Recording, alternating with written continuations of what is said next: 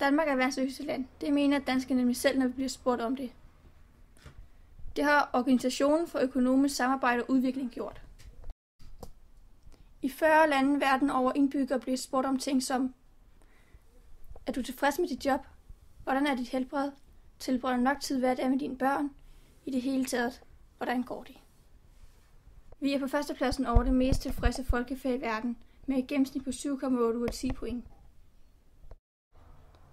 Men er vi virkelig verdens lykkeligste land? Vi har 350.000 danskere på lykkepiller. Der er ca. 200.000 danskere, der har en depression. Omkring 15% af danskerne vil få en depression på et tidspunkt i deres liv. Det er cirka hver sjette dansker.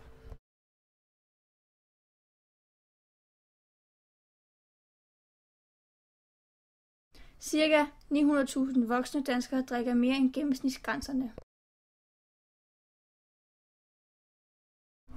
Langt størstedelen af den danske befolkning drikker jævnligt alkohol. Kun ca. 7% af kvinder og 3% af mænd drikker slet ikke.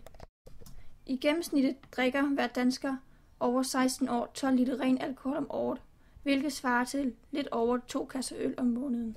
Rådet for Socialt Udsatte anslår, at mellem 10.000 og 12.000 danskere er hjemløse. Så er Danmark virkelig verdens lykkeligste land.